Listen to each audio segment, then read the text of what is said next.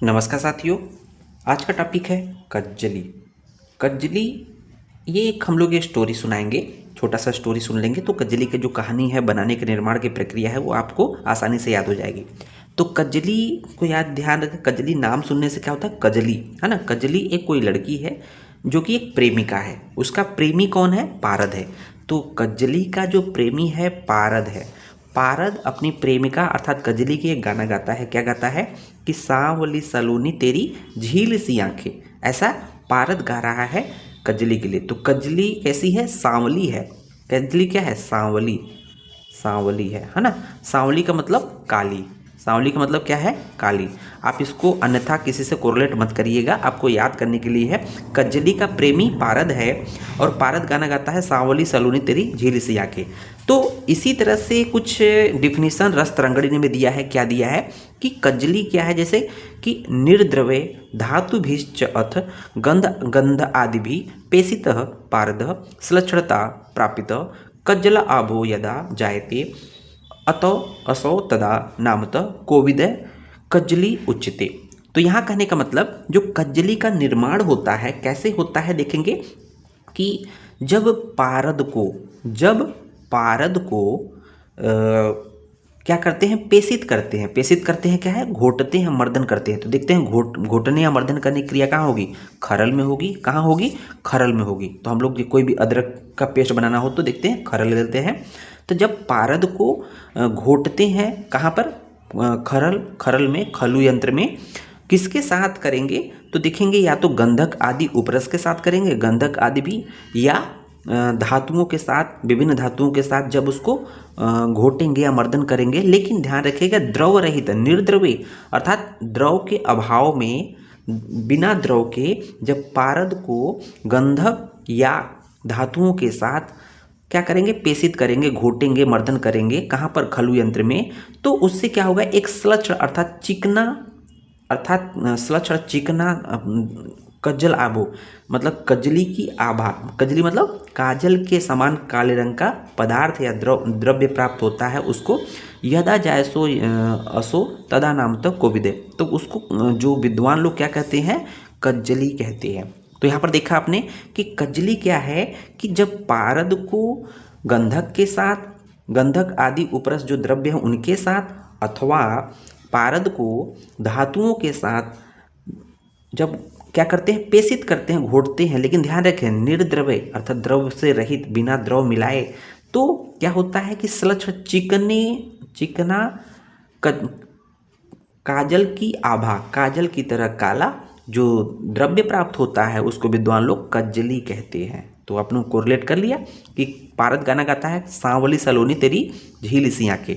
उसी तरह से रसतंगड़ी ने एक और बताया है कि जो कि पारद कस देखेंगे अर्ध समान द्विगुणितमिताद्या गंधक चूड़ात पारदकस्य मर्दनजन्या मृषणकाया कज्जल रूपा कजलिका सा। अर्थात यहाँ पर एक निश्चित पारद का गंधक के साथ उन्होंने बताया रेशियो कि जब पारद को समान अर्धभाग गंधक के साथ, पारद को जब घोटते हैं गंधक की मात्रा कितनी होनी चाहिए? अर्धभाग होना चाहिए पारद की तुलना में, या समान भाग होना चाहिए, या पारद की तुलना में जो गंधक की मात्रा दुगुना होना चाहिए, या अन्य जो भी 3 गुना 4 गुना 5 गुना के साथ जब क्या करते हैं? मर्दन करते हैं। मर्दन कहाँ करेंगे?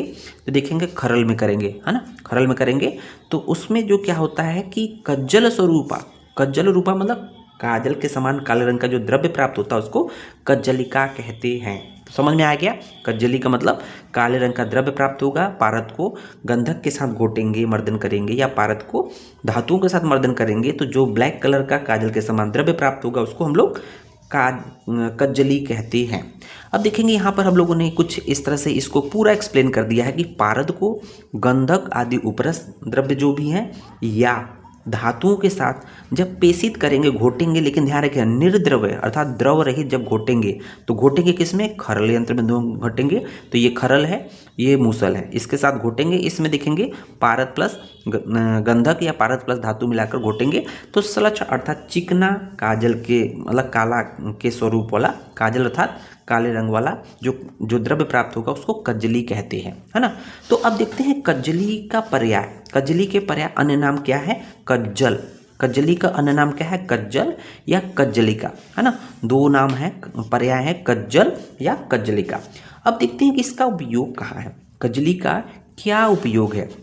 तो देखेंगे यहाँ पर कि पारद व गंधक की कज्जली, तो हम लोगों ने देखा था पारद व गंधक की कज्जली, विशेष रूप से पारद व गंधक की कज्जली, जब पारद को गंधक के साथ कज्जली बनाएंगे, जो ब्लैक कलर का जो द्रव्य प्राप्त होगा उसको हम लोग कज्जली बोलते हैं, विशेष रूप से अनेक प्रकार के रसों के बनाने में। तो हम लोग के देखेंगे बहुत, जैसे मुग्ध रस हो गया, अनेक प्रकार के जो औषधीय द्रव्य बनते हैं उसके बनाने में, प्लस धातुओं के मारण में काम आती है। अब यहाँ पर कुछ और एग्जाम्पल देते हैं, जैसे आरोग्यवर्धनी वटी, आरोग्यवर्धनी वटी ये निर्माण होता है, उसमें भी कज्जली का प्रयोग होता है। कुपीपक्व रसायन, कुपीपक्व निर्माण में भी कज्जली का प्रयोग होता है, परपटी निर्माण में भी कज्जली का प्रयोग होता है। अब यहाँ पर ध्यान देने वाली बात है, नोट करके है, कज्जली के निर्माण में ध्यान दीजिएगा। तो देखेंगे यहाँ पर 3 द्रव्य हैं, कज्जली है, परपटी है, रसिंदूर है। तीनों का निर्माण जो है मरकरी और गंधक के, अर्थात मरकरी मतलब पारद, पारद और गंधक, गंधक को क्या बोलते हैं, सल्फर। तो कज्जली, परपटी और रसिंदूर का निर्माण, तीनों का निर्माण पारद और गंधक अर्थात Hg+S के मतलब सल्फर के कंपोजिशन से ही बनता है। लेकिन निर्माण प्रक्रिया प्रोसेस अलग होता है। देखेंगे टेम्परेचर की क्या डिफरेंस होता है, तो टेम्परेचर की, जो कज्जली का निर्माण होता है किस पे होता है, रूम टेम्परेचर पे होता है, रूम टेम्परेचर, है ना।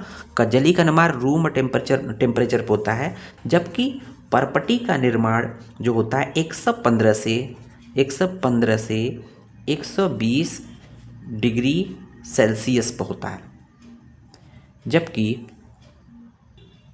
रस सिंदूर हाई टेम्परेचर पर बनता है, हाई टेम्परेचर पर बनाया जाता है। अब देखते हैं केमिकल कंपोजिशन, है ना। तो कज्जली और परपटी दोनों को हम लोग एक नाम देते हैं, क्या नाम देते हैं, ब्लैक सल्फाइड ऑफ मरकरी। क्या देते हैं, ब्लैक सल्फाइड ऑफ मरकरी, मतलब Hg हो गया। जबकि रस सिंदूर का केमिकल कंपोजिशन क्या है, रेड सल्फाइड ऑफ मरकरी। देखेंगे रस सिंदूर रेड कलर का होता है, कज्जली परपटी काली होती है। तो यहाँ क्या हो जाएगा, रेड सल्फाइड ऑफ Hg। कज्जली और परपटी काली होती है, जबकि रस सिंदूर क्या होती है, लाल होती है। तो ये बेसिक डिफरेंस है कज्जली, परपटी और रस सिंदूर में। धन्यवाद।